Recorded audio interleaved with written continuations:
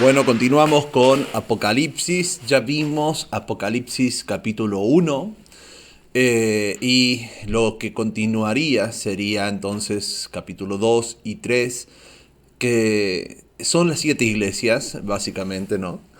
Eh, acá eh, lo que tengo hecho, y por ahí esto no lo hablé en el primer video, como ustedes pueden ver en pantalla, es acomodado la lógica, la estructura de Apocalipsis como yo lo entiendo, ¿no?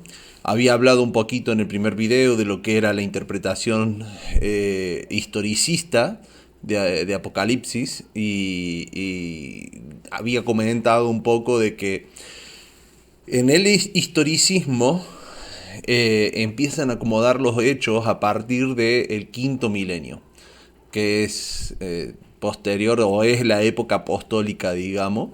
Y a partir de ahí ellos comienzan a acomodar todos los sucesos de Apocalipsis. Contrario a lo que entiendo, eh, obviamente ese es un punto clave y por esa razón es que en el historicismo se acomodan a partir de ahí los sucesos, pero porque es un punto clave, ¿no? Pero eh, lo que yo entiendo es que en realidad Apocalipsis encaja mucho mejor, el grueso de Apocalipsis encaja mucho mejor cuando lo acomodamos como la revelación de Jesús en toda la historia. No solamente a partir de ahí, sino todo el tiempo. Porque él fue el ángel del pacto, él fue el que estaba en la zarza, él fue, etcétera, ¿no? Todas las tipologías que tenemos sobre Jesús están a lo largo de toda la historia, ¿no? Él era también el árbol de la vida, ¿no? Que estaba en el Edén y que posteriormente nos va a mencionar Apocalipsis para el fin de los tiempos. Entonces siempre estuvo desde el comienzo, desde el inicio del mundo, siempre estuvo ahí. Y al mismo tiempo ese árbol de la vida eh, está vinculado con la Torah y la Torah con Jesús porque Él es la Torah viviente, ¿no? Entonces de ahí se vincula todo, ¿no? Entonces, por esa razón es que lo tenemos acomodado de esta forma. Como pueden ver, el número 7 en el Apocalipsis nos da la estructura completa del libro, básicamente. Es muy importante, son 7 iglesias, 7 sellos, 7 trompetas, 7 copas, ¿no? Y todo está codificado en 7. Y cuando nos va relatando sobre cada uno de ellos, bueno, las iglesias nos relata las 7 iglesias completas. Posterior al relato de las iglesias, hace el relato de Apocalipsis, hace como un paréntesis y pasamos a lo que es la visión del trono celestial esta visión del trono celestial nos da el marco, el contexto para hablar de los sellos y tiene un porqué específico, ¿no? Eh, que él ve el cordero inmolado y empieza a hablar de los sellos, que habla de la autoridad adquirida. Y ustedes dirán, bueno, ahí está la razón por la cual es a partir del quinto milenio, porque es ahí cuando se lo inmola. Pero bueno, Pablo nos dice, y esto es muy importante a tener en cuenta en la mentalidad judía, es que en realidad ahí es cuando se consuma, ¿no? Cuando se ejecuta, digamos, el castigo, la inmolación. Pero el cordero inmolado es una referencia teológica al cordero que fue inmolado desde el principio de la creación. Porque desde el momento que fue predestinado, por ejemplo, dentro de las fiestas, el cordero era separado en el día 10, inmolado, o sea, muerto en el día 14. Pero desde su separación ya se lo consideraba cordero inmolado. ¿Por qué? Aunque no se hubiese ejecutado todavía el acto, estaba predestinado a eso. Y ese es el énfasis que se le da con esta parte del cordero inmolado. Y de ahí viene el tema de los sellos. Su autoridad y lo que los sellos van a ir relatando tienen que ver desde el inicio, desde el comienzo mismo en que el Cordero fue separado. Y estamos hablando desde Génesis 3:15, ¿no? En el momento en que Adán y Eva pecaron y que Dios les muestra una salida, una redención que Él mismo iba a ejecutar. Una vez que se está dando lo de los sellos, se vuelve a hacer un paréntesis y ahí y se da de nuevo otro relato y así vamos a ir viendo. Entonces, cada vez que se hace un paréntesis, un parate, ¿no? Y se va a hablar, por ejemplo, de la mujer y el dragón, la primera, segunda bestia, los 144.000, etcétera, es para ampliar información de un momento específico y no necesariamente para romper el relato. Entonces, eso lo vamos a ir viendo a medida que desarrollemos esto. Por esa razón es que ustedes pueden ver, acá están ubicados en todos los milenios cada una de las iglesias, basándonos en la primera iglesia, primer sello, primer trompeta, primera copa, y así sucesivamente en cada, y eso en el primer milenio, y así sucesivamente en cada milenio. Ahora, la revelación de Apocalipsis 1 es Yeshua que se revela en el control de toda la historia, como vimos en el video pasado. Eso abarca toda la historia, abarca los 7 milenios. Lo del trono celestial, exactamente igual. Y lo que sucede, digamos, en la visión del cielo es exactamente lo mismo, ¿no? Lo que él está mostrando es un momento en esa historia, pero abarca toda la historia, porque todo viene desde ahí, ¿no? Cuando se habla del juicio, es posterior a estos milenios, y acá podríamos acomodar, si ustedes han seguido todo el relato de los 7 milenios, saben entonces lo que ocurre o lo que está en paralelo con esto, que es la circuncisión, el día de Shavuot, el día de jubileos, etcétera, ¿no? Y acá ocurre también los de cielo nuevo, tierra nueva y la nueva Jerusalén. Ocurren posterior al juicio. Bueno, básicamente es todo el mismo momento, ¿no? Cuando habla de la mujer y el dragón, ya vamos a estar viendo por qué se refiere a este momento de la historia y del surgimiento de las dos bestias. Y acá obviamente, como no es un estudio de Daniel, tendríamos que estar hablando, no está acomodado, pero tendríamos que estar hablando desde el cuarto milenio, que viene también el sistema de las bestias descrito en las profecías. El periodo del milenio es específicamente el periodo del séptimo, el milenio, el séptimo milenio de la historia, ¿no? Es lo que en el Apocalipsis describe como el milenio. Y también iniciando este periodo están los 144.000, la multitud de las naciones, el ángel y el librito, los 2 testigos, los 3 ángeles, la cosecha y la visión del caballo blanco. Como también en este periodo de tiempo ocurren las bodas del Cordero. La gran ramera y el dragón y la caída de Babilonia es todo este periodo de tiempo que estamos viendo acá. Bien, hablando de la importancia del 7, tenemos que decir que en hebreo se escribe 7, la palabra 7 se escribe Sheba, es el Strong 7651. Y eso es en femenino, y en masculino sería Shiva, el 7650 del Strong. Más allá de esto, el significado es básicamente es un número cardinal primario, ¿no? O sea, tiene el significado directamente de 7, ¿listo? Ustedes dicen Shiva, es 7. Pero se lo se lo entiende como un número sagrado completo, un número que habla de algo que está completo, de algo que está terminado, de algo que no necesita nada más. Por tanto, también se lo entiende como un número que representa la perfección, ¿no? Y considerando eso, es una gran razón por la cual Dios gestó su plan de esta manera, ¿no? Porque habla de que con esto se completa, se perfecciona su creación.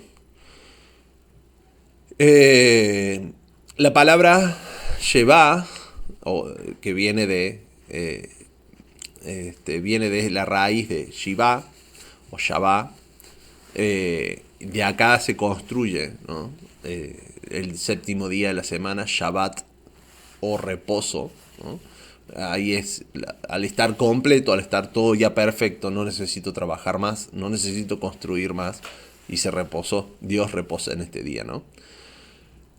Entonces, Shabbat, la raíz primaria, es propiamente estar completo, hacerse 7 uno mismo, jurar como si se repitiera una declaración 7 veces, y se ha traducido esta palabra como conjurar, dar, exigir, juramentar, juramento, jurar y solemnemente.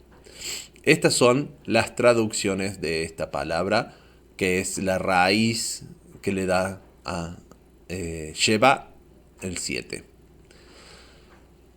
Bien, dicho esto, de un pequeño contexto de todo lo demás, vamos a ir viendo iglesia por iglesia qué es lo que la Biblia nos dice.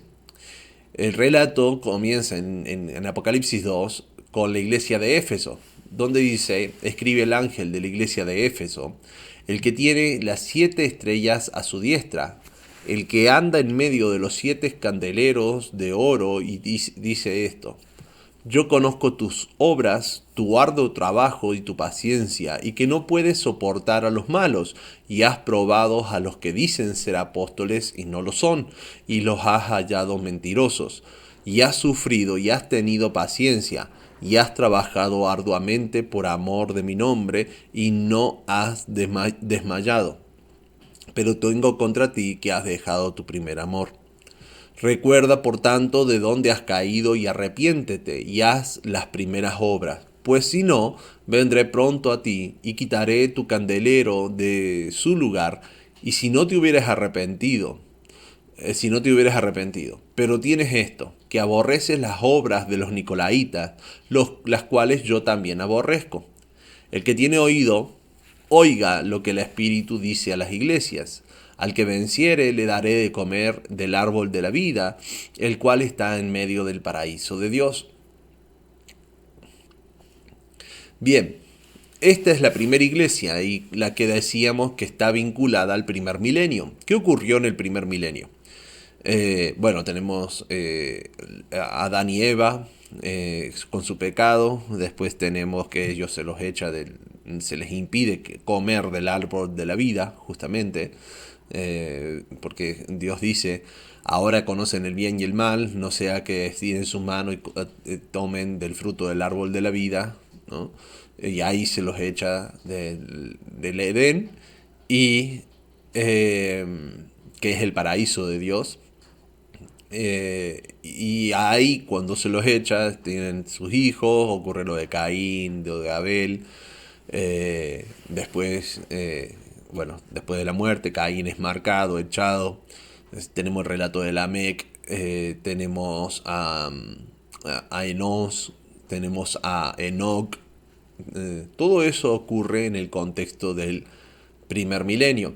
Lo que la Biblia nos dice es que ellos estaban literalmente en el primer amor, ¿no? O sea, ellos estaban literalmente caminando con Dios, ellos estaban en el huerto del Señor, y después, cuando ellos son echados de ahí, la Biblia nos dice para el momento, en Génesis 4, nos dice que con Enos, uno de los descendientes de Adán, dice la gente comenzó a invocar el nombre de Dios. Y hay algo implícito en ese relato, y es que habían pasado ya más de 200 años desde que ellos salieron del Edén, y recién 200 años después Para que ustedes se hagan una idea, es el periodo de existencia de Argentina como nación. Entonces pasó muchísimo tiempo.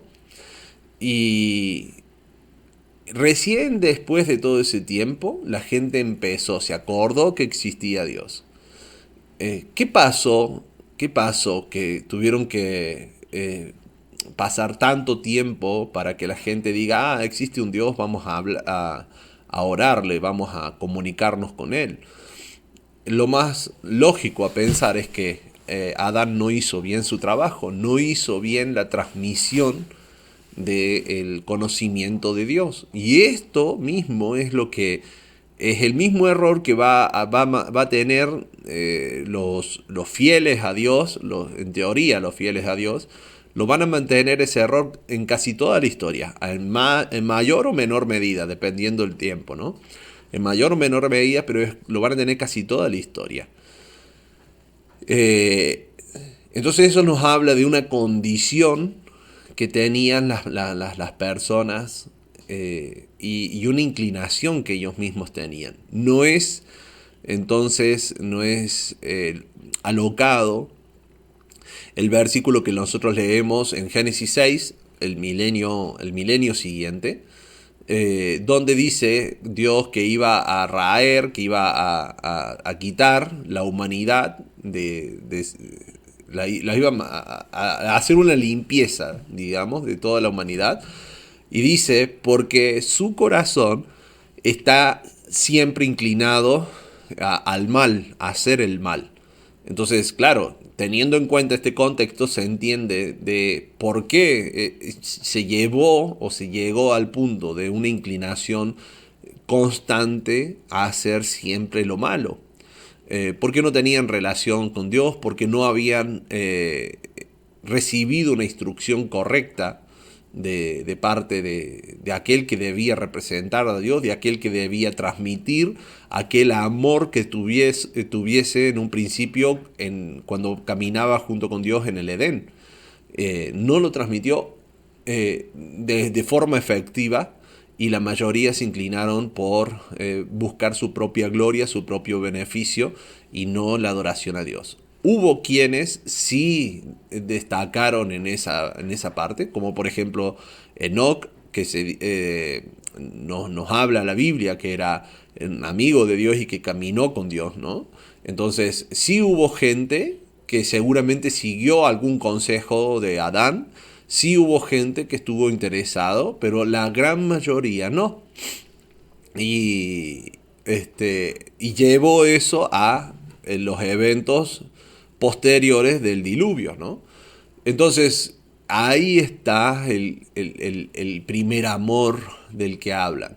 Ahora, a ver, esto no excluye, esto y todos los análisis que vamos a estar haciendo son análisis históricos, no excluye la interpretación. A ver, si en algún momento tuviste o escuchaste una interpretación donde hablen y utilicen estos pasajes para decir no pierdas tu primer amor o para autoanalizarte a vos mismo, analizar tu iglesia y decir estamos perdiendo el primer amor como Éfeso.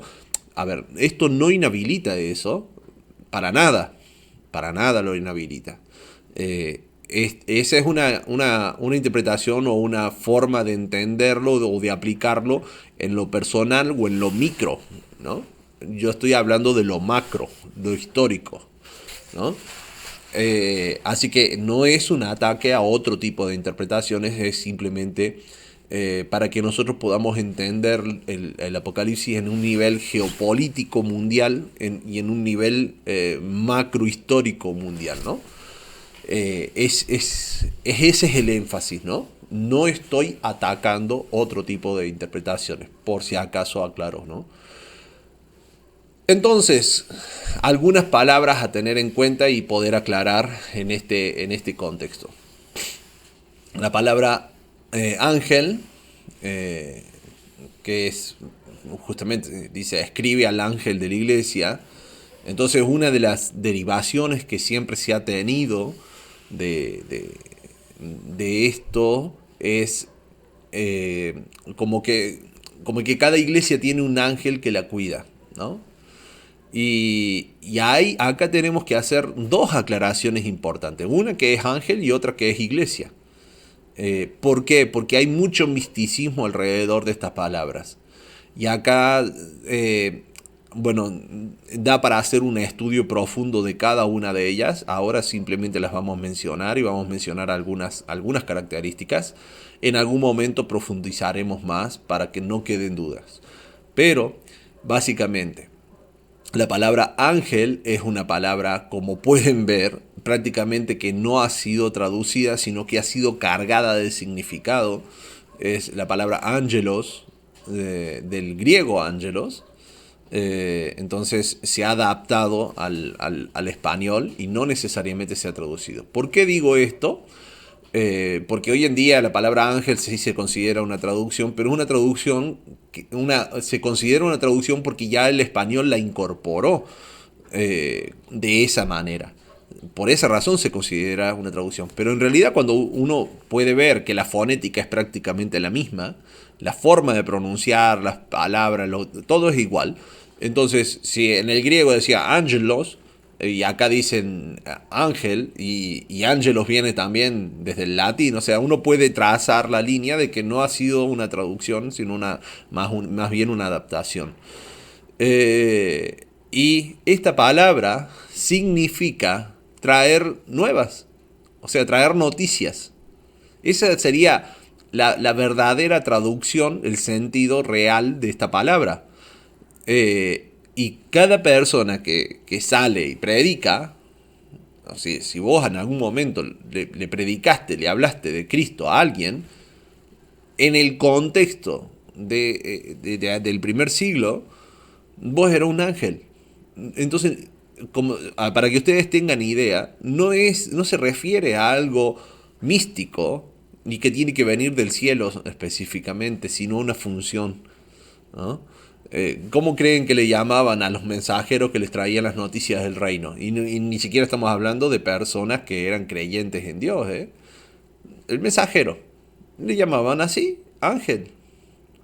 Por eso se dice, la traducción es traer nuevas, mensajero, específicamente ángel, dice acá en el diccionario. ¿Por qué específicamente ángel? Porque este diccionario fue hecho posteriormente, cuando ya la palabra ángel estaba instaurada en nuestro lenguaje, porque ya había un preconcepto formado de eso. Pero en el hebreo no necesariamente tenía ese misticismo. Ese misticismo se adquiere después con el contacto con otras civilizaciones, como por ejemplo lo era la civilización persa. En ese contacto es que empieza la palabra a mitificarse mucho más. Por implicación, hoy en día, no necesariamente en aquel entonces, pero sí hoy en día, se entiende como pastor. ¿Mm? Que aquel que resguarda esa comunidad es el ángel de la comunidad esa, ¿no? Eh, entonces, la traducción, lo que se ha traducido siempre es como mensajero o como ángel. Fíjense que el mismo traductor eligió dos formas de traducir esta palabra, ¿no? Mensajero o ángel, y depende del contexto. Ahí, ¿qué determina el contexto? Solamente lo que el traductor quiera, ¿no? Y ustedes me dirán, no, hay todo un estudio. A ver, todo ese estudio se basa en los preconceptos dogmáticos que el traductor tenga. Entonces, ahí es donde el traductor elige, bueno, esto se refiere al dogma de la iglesia tal y por esa razón es ángel, o no se refiere a un ángel del cielo, entonces mensajero. Es en sí, a grandes rasgos, es la discreción que va a hacer el traductor. Entonces es un poco, digamos, lo que necesitamos revisar es el dogma de la iglesia para la palabra ángel del cielo, ¿no? Ángel celestial, para saber si corresponde o no. Pero en la mayoría del contexto no corresponde, sino a los mensajeros. Entonces, algo a tener muy en cuenta son los mensajeros de este primer tiempo. Y a estos mensajeros del primer tiempo, como decíamos recién, Adán perdió el foco. Adán no transmitió, no fue un mensajero, no fue un ángel como debía serlo, porque él era el que conocía. Él tenía realmente el primer amor, él era el que caminaba con Dios, el que lo escuchó hablar, el que lo veía, el que todo, porque él estaba en el huerto, pero él pecó.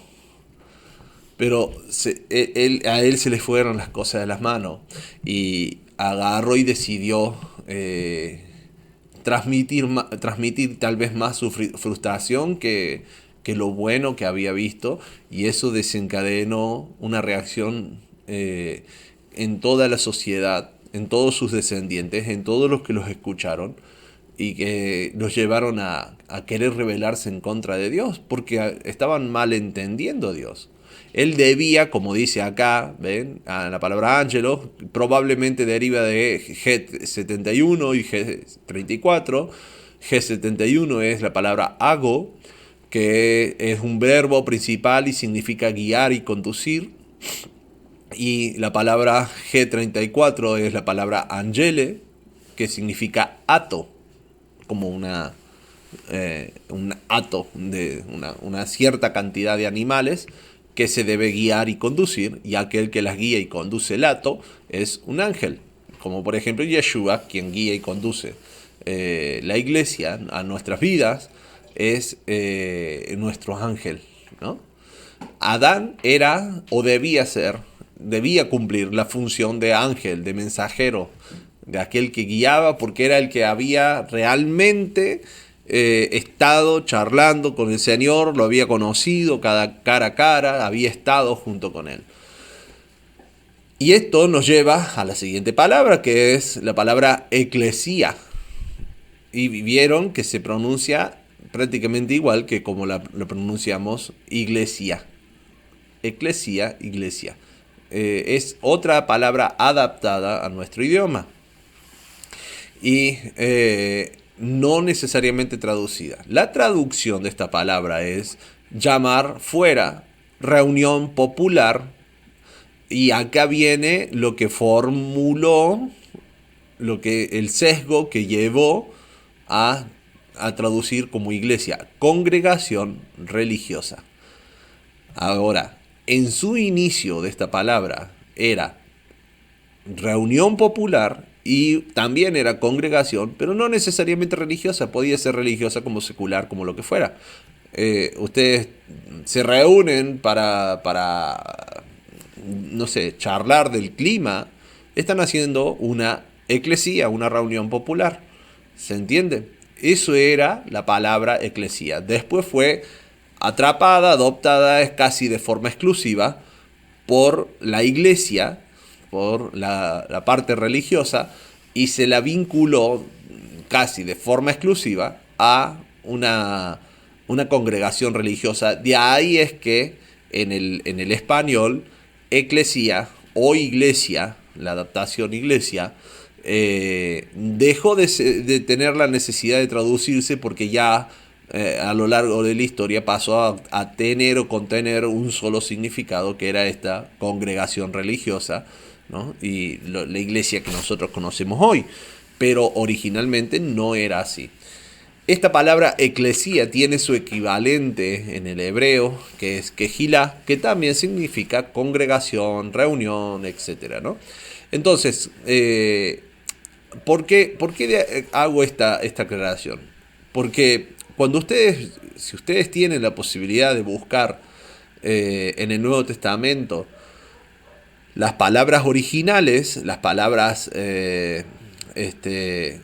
por ejemplo, pueden agarrar la palabra eclesia y buscar en todos los lugares del Nuevo Testamento donde sale la palabra eclesia y cómo se usaría, van a ver que el 98% de las veces se ha traducido como iglesia.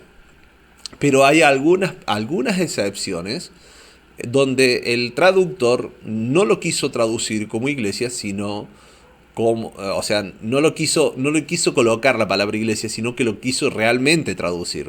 Ahí sería la diferencia. Que es, le coloca congregación. Por ejemplo, en el relato de Esteban, en Hechos capítulo 7, si mal no recuerdo, eh, Esteban en un momento dice que Dios estaba con la congregación en el desierto, o sea, refiriéndose al pueblo en el momento que estaban recibiendo la Torá, estaban recibiendo la ley. Y ahí, deliberadamente, el traductor traduce la palabra que utiliza Esteban, que si ustedes van en el diccionario, es la palabra eclesía. Y la traduce y le pone congregación, no le pone iglesia, sino congregación. Entonces, ¿por qué en todo el Nuevo Testamento el traductor pone iglesia y no ahí cuando habla Esteban le coloca la palabra esta, la iglesia? Esteban estaría ahí diciendo que Dios estaba con la iglesia en el desierto. Bueno, ahí es donde se ve el sesgo que tiene el traductor, porque una de las cosas que se enseña dentro de las iglesias es que la iglesia justamente inicia en el libro de los Hechos. Y bueno, si a Esteban estaba diciendo que Dios estaba con la iglesia en el desierto, entonces quedaría como mentirosa la teoría de que la iglesia inicia en el libro de los Hechos. Y tendrían que reconocer que la iglesia siempre fue el pueblo de Dios, tal cual como lo dice la Biblia. O sea, eso es lo que dice la Biblia, ¿no? Pero ese era el sesgo del traductor. Entonces, por esa razón es que él no podía concebir que la iglesia hubiese sido Israel desde aquel entonces. Entonces, a ver, vamos a ampliar el concepto. ¿Quién es iglesia o qué es la iglesia? Todos los que son llamados fuera y que se reúnen bajo un propósito y se hace una congregación, básicamente. Sería así, ¿no? No es una institución. Iglesia, como dijo Jesús, son donde hay 2 o 3 reunidos en mi nombre. Eso es iglesia. Eso, lo que dijo Jesús ahí cuando dice, a donde haya 2 o 3 reunidos en mi nombre, ahí estoy yo. Eso es el concepto eclesia. Exactamente a eso se refiere. A ese concepto. Entonces, en Éfeso había eclesia. Por supuesto que sí. Los que invocaban el nombre de Dios.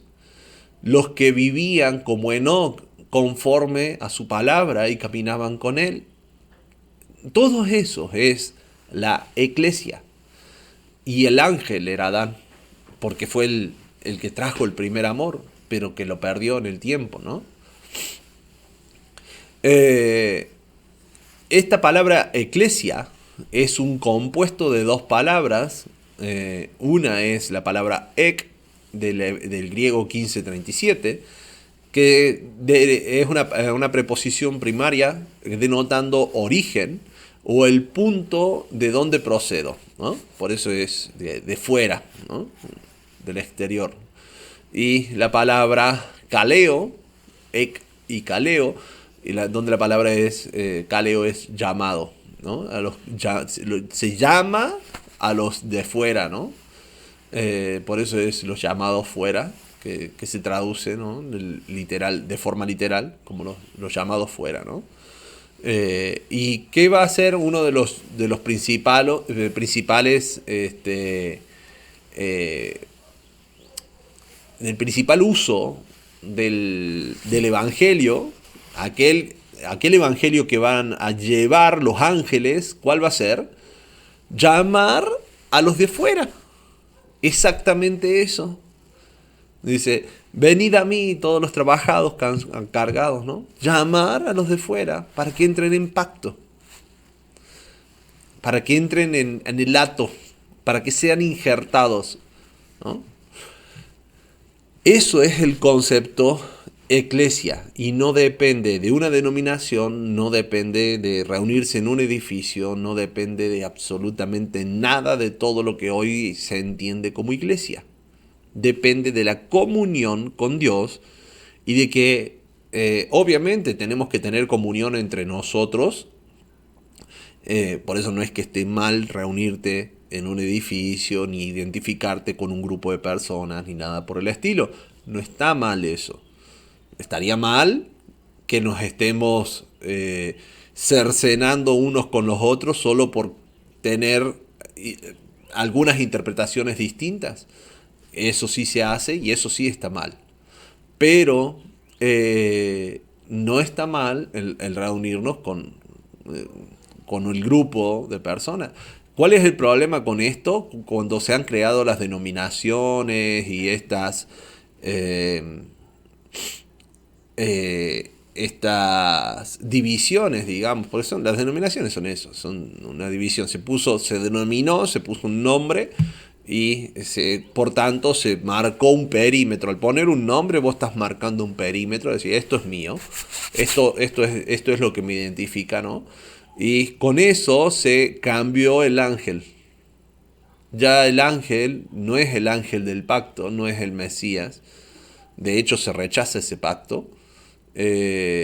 Y se cambia el ángel y se pone, digamos, entre comillas, ángeles humanos, ¿no? Para que los guíe y ahí la Biblia entra con muchísimas quejas a esos ángeles humanos, entre comillas, ¿no? Poniéndolo. Pero bueno, no estamos haciendo un estudio extenso de esa parte. Sí quería poder poner en contexto estas palabras, ¿no? Y le escribe, entonces, le escribe al ángel de la iglesia y lo denomina Éfeso. Si bien, como decíamos, es una iglesia que existía en esta época, la iglesia de Éfeso, pero lo principal, sobre todo teniendo en cuenta que el libro de Apocalipsis es simbólico, lo principal es el significado, porque de ahí es donde vamos a sacar, vamos a entender el mensaje que se quiso transmitir. Y el significado de Éfeso es deseado, permitido, y era también al mismo tiempo la ciudad de la diosa madre, que es una de las interpretaciones que se tiene, ¿no? Sobre el significado de esta palabra, ciudad de la diosa madre, de Diana. El significado en sí es incierto para poder afirmar en su totalidad cuál de todos es. Es incierto, pero estas son sus posibles significados. Algo a tener en cuenta, y acá podemos ver que ese significado perduró en el tiempo, es que en el concilio de Éfeso es donde a María se le da el título como de Madre de Dios, la ciudad de la diosa madre o Madre de Dios. Y este título antes lo tenía la diosa Diana, por lo cual Pablo tuvo problemas en esta ciudad narrados en Hechos 19, donde a Pablo los plateros de la diosa Diana o de Artemisa, nombrada así, Diana se la conocía en Roma, lo incitan para que lo linchen, básicamente, para que lo maten, porque les estaba arruinando el negocio, básicamente, Pablo. Y ahí este es de la diosa madre. Entonces, es por esta razón que dentro de la interpretación historicista de Apocalipsis, este evento de Éfeso es puesto en este quinto milenio porque ahí ocurren los hechos de Pablo, estos hechos mencionados, ¿no? Y ahí se lo vincula. Pero también tiene que ver con este inicio. ¿Por qué? Porque la mayoría de las diosas madres vienen de una tergiversación, no es directo, no es reconocido, pero sí es una tergiversación de Eva, porque Eva es la madre de todos los vivientes. Y de ahí es que se ha tergiversado y se ha deificado el relato que perduró de Eva. ¿Dónde, en qué momento se hace una deificación de Eva? Claro, acá no, porque todos la conocían.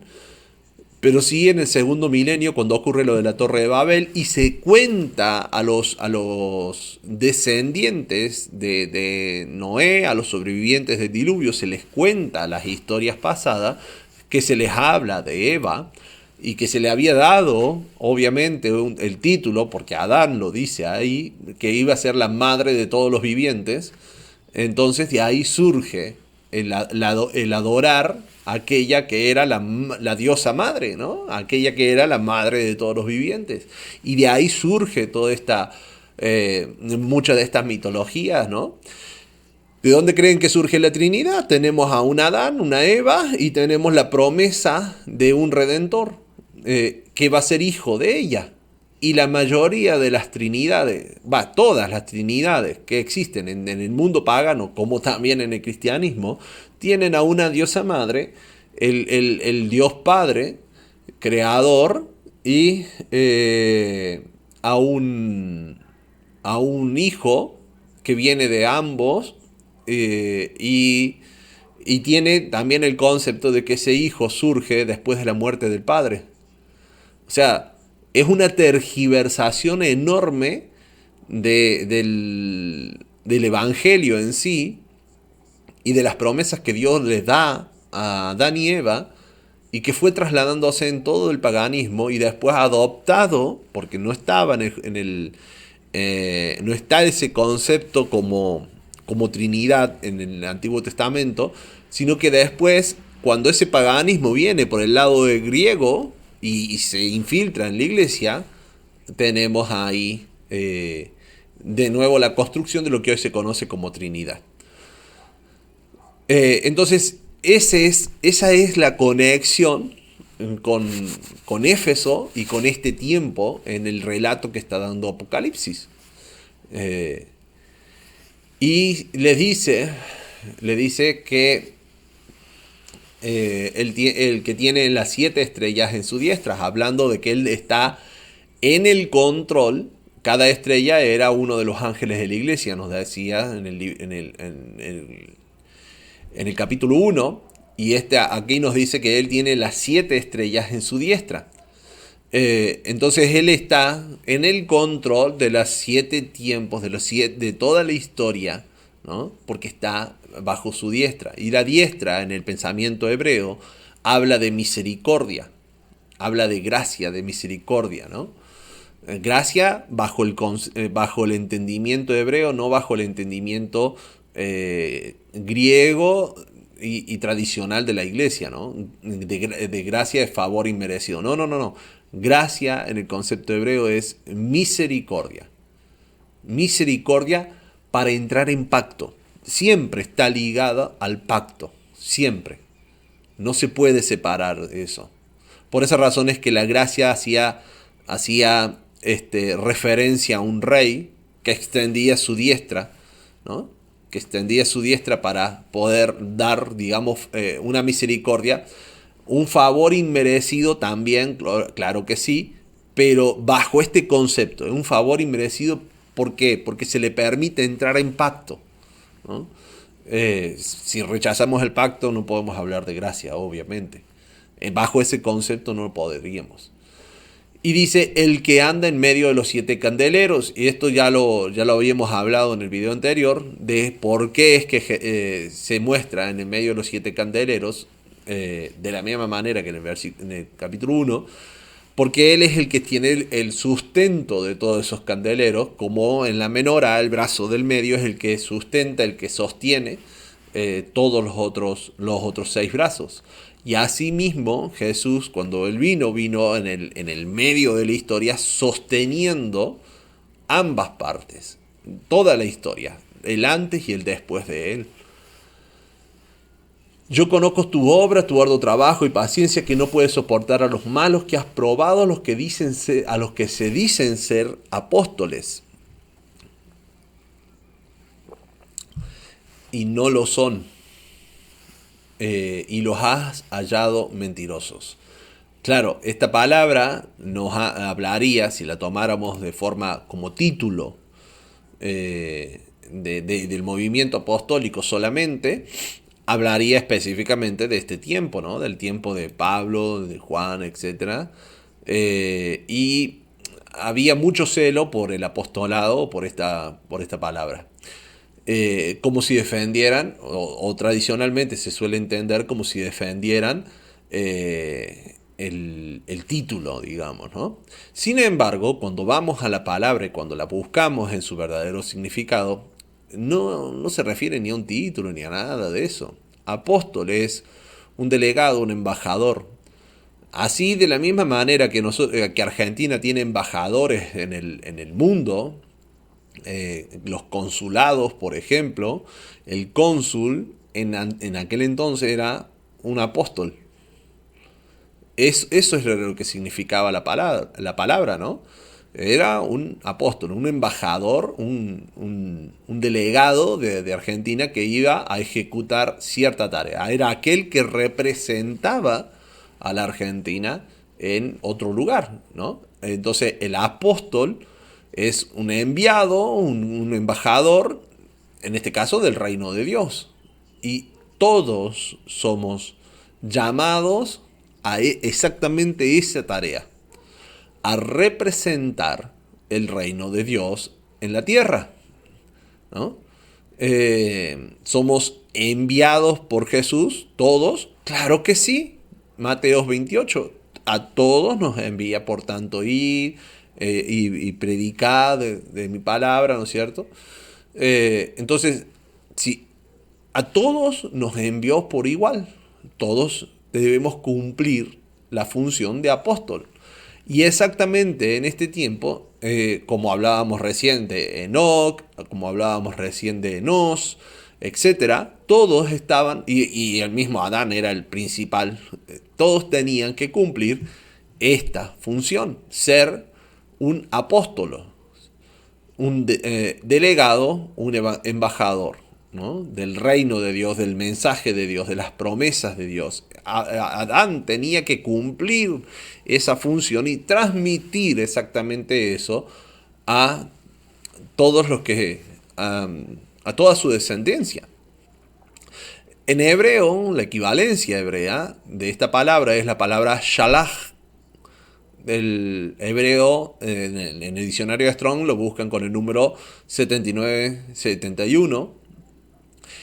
Y esta palabra shalach es una raíz primaria que significa enviar lejos o fuera. ¿Vieron cómo se vincula con eclesia? Los que son llamados fuera, y estos son los enviados fuera. ¿Envían a qué? A llamarlos a los de afuera. ¿Se entiende ahí la dinámica, el concepto? Por esa razón es el delegado, el embajador, que está generalmente... ¿De dónde va a representar a Argentina? ¿Dentro de Argentina? No, afuera, ¿no? Afuera la va a representar. Y ahí está la equivalencia con aquel que fue enviado, los de afuera, ¿no? Eso es apóstol. Entonces, esa es la función apostólica real. No existe título. Después se crearon los títulos. Pablo tenía una cierta lucha, digamos, para ser reconocido como apóstol, y muchos lo entienden por una cuestión del título. Y es más, he escuchado a pastores decir que el título de apóstol ya fue, eso eran solamente los que caminaron con Jesús y que ahora ya no es así, y por esa razón Pablo se tenía que defender. No tiene nada que ver con eso. No tiene nada que ver con eso.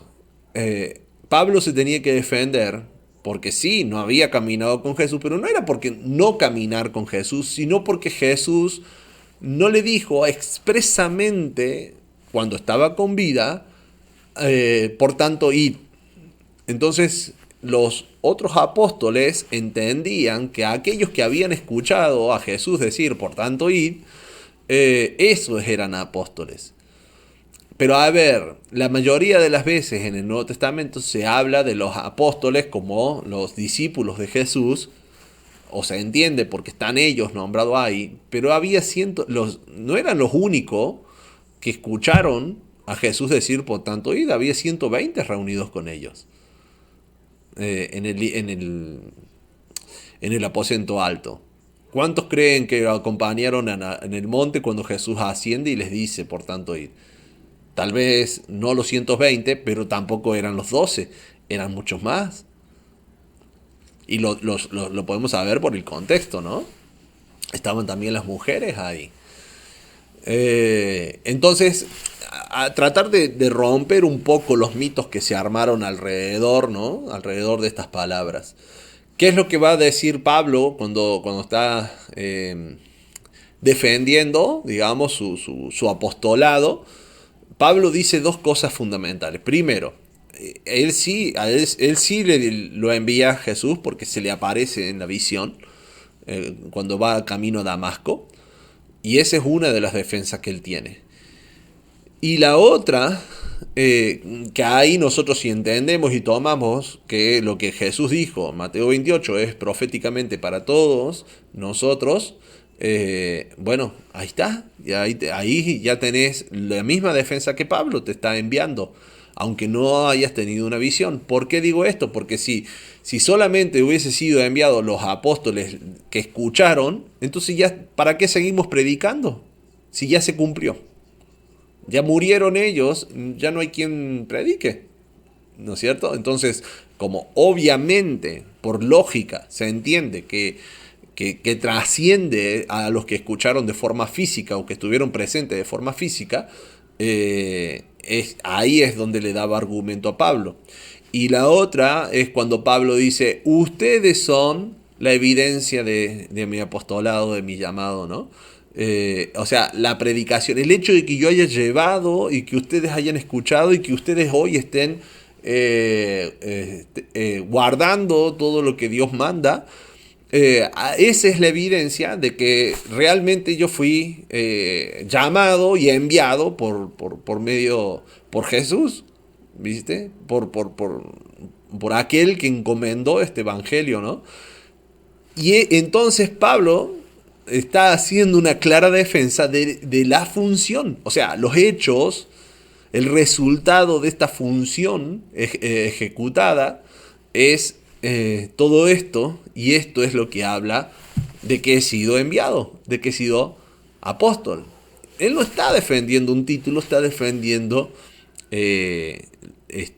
esa función, está defendiendo el resultado de ese llamado, ¿no? Entonces eso es algo muy a tener en cuenta. Entonces, teniendo ese contexto, ¿quiénes son los que dicen ser apóstoles y no lo son? Y sino que son hallados mentirosos. Los que dan un mensaje que no es acorde a la Biblia. Y todo ese mensaje se fue construyendo con el tiempo en el cristianismo. Y hoy muchos reclaman título de apóstol y hablan cualquier gansada. Hablan, disculpen el lenguaje si se sienten ofendidos, pero es la realidad. O sea, desde un punto de vista netamente textual bíblico, están predicando lo contrario. O sea, desde un punto de vista textual bíblico, están siendo anticristos. Por más que pronuncien a Cristo de boca, con sus acciones hacen lo contrario, por tanto son anticristos, en el sentido real de la palabra. Lamento herir sensibilidades si es que fuese así, ¿no? Pero es lo que pasa. Entonces, no, o sea, básicamente lo que está diciendo aquí es que se han probado los que dicen ser apóstoles, no lo son, y los han hallado mentiroso. Es reconocimiento a esa valentía de no quedarse callado ante la herejía. Y exactamente eso pasaba en este tiempo. Fíjense lo que dice el libro de Judas respecto a Enoc. Dice que era profeta en su época. La palabra profeta viene de el que profesa, ¿no? Básicamente. el que profesa, y Enoch estaba profesando el nombre del Señor, estaba profesando la predicación del mensaje correcto de Dios y llamando al arrepentimiento a los que no estaban haciendo eso, no estaban viviendo conforme a la voluntad de Dios. Enoch era uno de los que estaban básicamente hallando mentirosos a los que se llamaban apóstoles, pero que estaban distorsionando la palabra de Dios. Ahora, eso no, a ver, siempre tengo que aclararlo, pero no es el libro de Enoch, sino que me estoy refiriendo al Enoch histórico, no al libro, porque el libro no fue escrito por Enoch. Bien, y has sufrido y has tenido paciencia. Has trabajado arduamente por amor de mi nombre y no has desmayado, pero tengo contra ti que has dejado tu primer amor. Todo esto hablando del mismo contexto. Recuerda, por tanto, de dónde has caído y arrepiéntete y haz las primeras obras. Qué curioso que le diga esto. ¿Por qué? Porque hoy la mayoría de las tergiversaciones dentro del pueblo de Dios, llámese iglesia, llámese judaísmo, cristianismo, lo que fuera, dentro del pueblo de Dios, la mayoría de las tergiversaciones tienen que ver con todo lo que sucedió en esta época. Tiene que ver con el entendimiento de todo lo que sucedió en esta época. Es que están construida, o el contexto o el inicio de todas las tergiversaciones están vinculadas con este tiempo. Y exactamente con qué tendríamos para poder entender todas esas tergiversaciones, todas esas herejías, digamos, para poder entenderlas y poder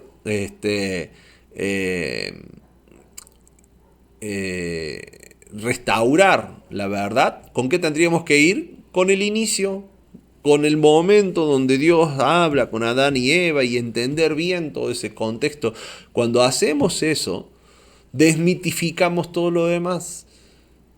Como por ejemplo los que les nombraba recién sobre el tema de la Trinidad. Yo sé que lo nombré así muy por encimita y tendría que mostrarles muchas más pruebas si quisiera hacer un estudio específicamente de la Trinidad. Pero eso es solo por nombrarles un poco, o algunas cosas.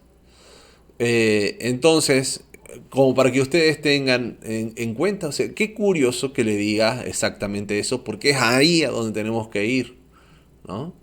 Pues si no, dice, vendré pronto a ti y quitaré tu candelero de su lugar si no te hubieras arrepentido. Y literalmente vino pronto y lo hizo. O sea, la luz de Éfeso no trascendió, sino que trascendió la oscuridad.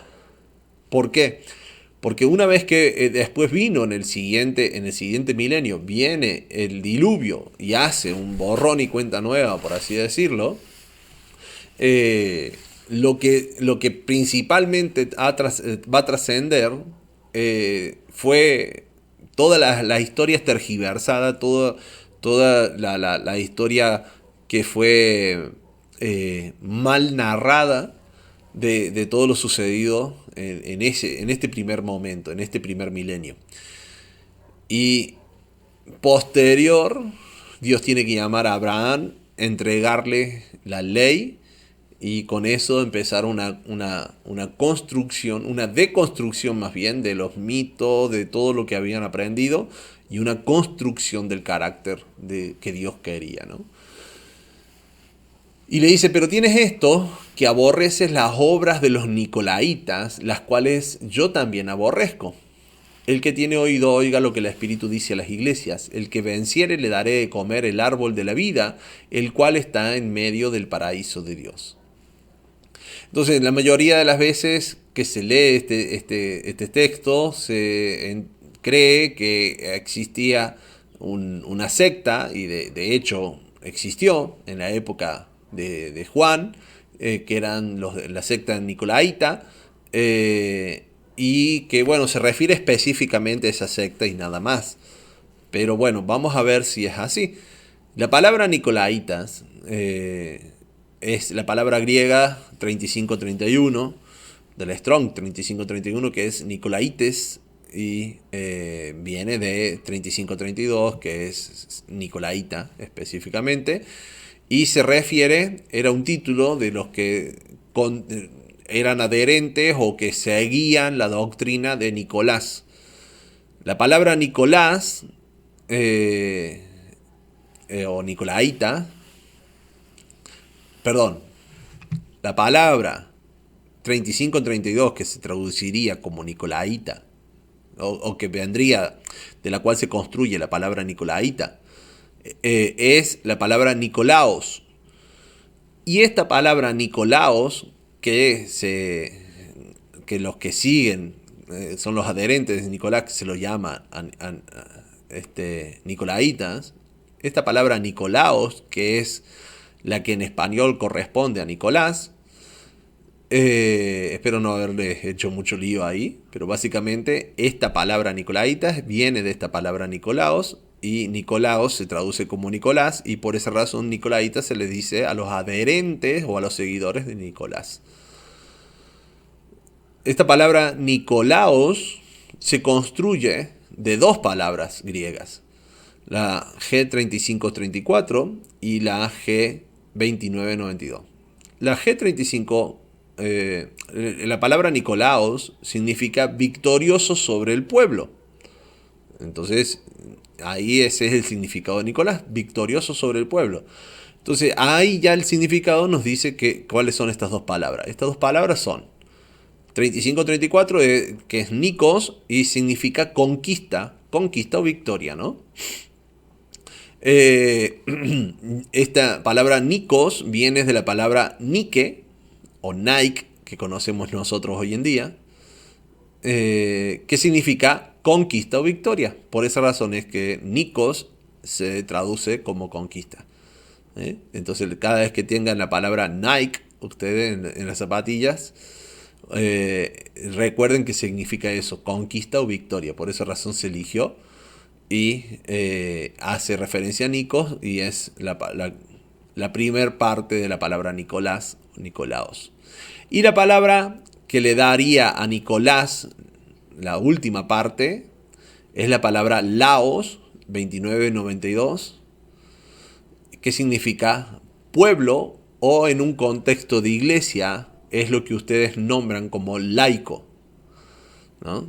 Sería victoria sobre el pueblo, o dentro de ese contexto de iglesia, aquel que vence o tiene victoria, o en todo caso vamos a hablar de poder, que tienen poder sobre el pueblo, sobre los laicos.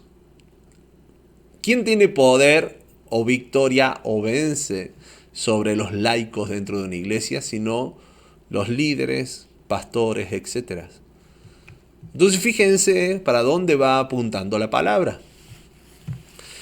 El grupo, la secta que normalmente se vincula con Nicolás en la época de Juan, enseñaban que la ley de Dios no aplica al humano carnal, sino al espíritu. Esta enseñanza es una enseñanza gnóstica. Y exactamente esa enseñanza de los gnósticos en la antigüedad es la que después trasciende a los padres de la iglesia y forma las bases de la iglesia. Y las bases de la iglesia se forman gracias a los padres de la iglesia, no gracias a la Biblia, sino gracias a los padres de la iglesia, y principalmente por la cercanía al Imperio Romano. Las bases de la iglesia se forman jerárquicamente, teniendo victoria sobre el pueblo, sobre los laicos. La iglesia específicamente es la que hace que se perdure la palabra laos o laico, en el latín laico, hace que se perdure en el tiempo, nombrando a todos los que no tienen algún liderazgo como laicos, como pueblo, ¿no? Y haciendo una distinción con los que ejercen algún tipo de liderazgo.